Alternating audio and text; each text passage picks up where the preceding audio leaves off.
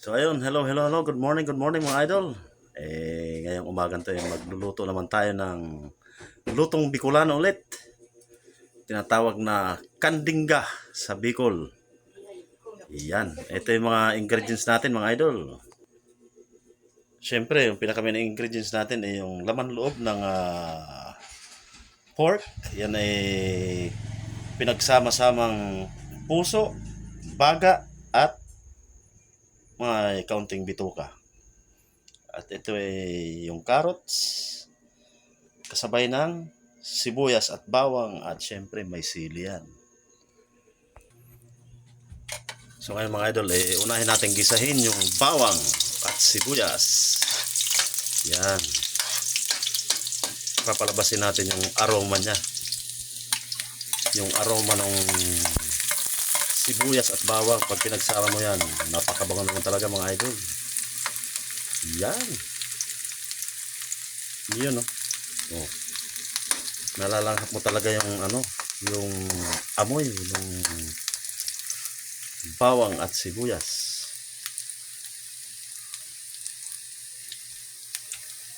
Yan, isabay na natin sa paggisa mga idol yung sili para lumabas din yung aroma niya at mabawasan yung anghang. Yan.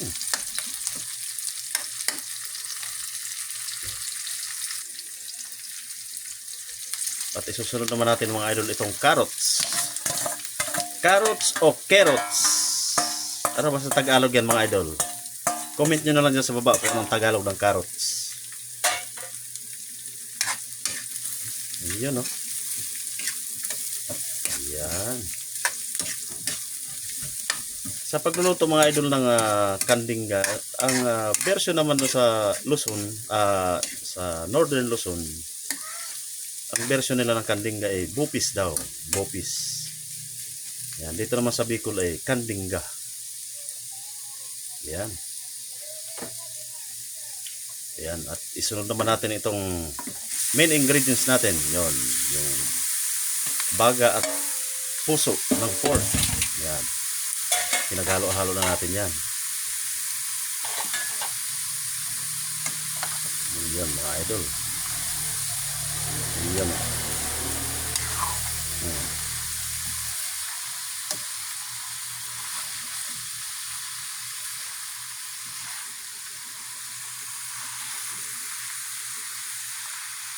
Yan.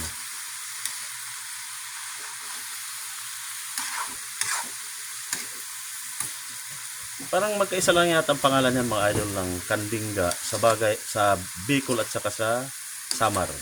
Samar may kandingga rin eh. Yan. Alright. Siyempre mga idol, kapag kakandinggang Bicolano, hindi mawawala ang gata mga idol. Yan. Yung unang gata munang aalisin natin dyan.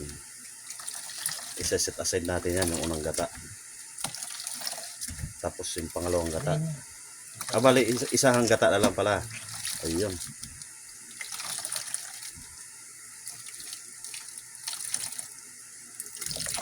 Yun mga idol.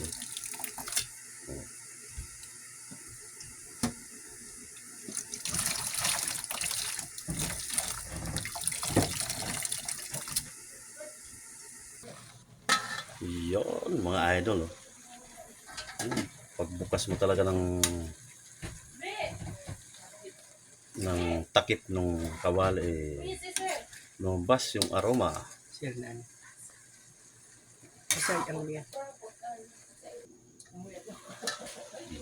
mga idol. Wow. Talagang lumalabas yung amoy ng suka. Yung aroma niya.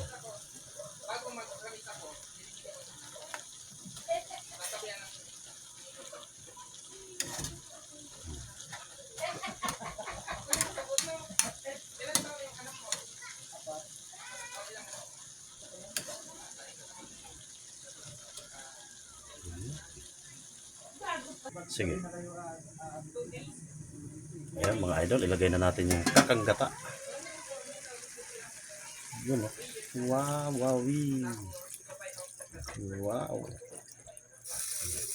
kakanggata.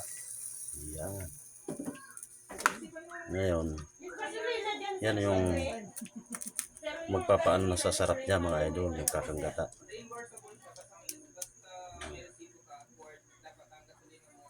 Alright.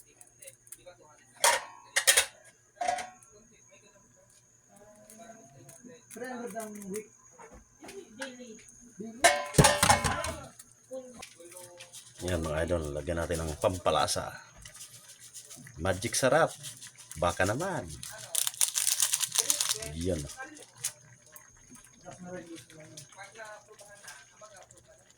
Bango. Ayan mga idol, ito haluin na natin to mga idol at medyo umimpis na yung sabaw niya. Yan. Yan. Talagang lumalabas yung aroma niya mga idol. Yung aroma niya talagang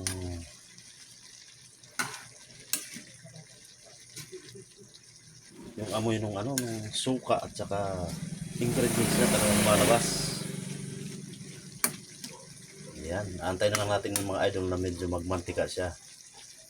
Pagkatapos ayos na yan. Goods na goods. Tikman natin mga idol.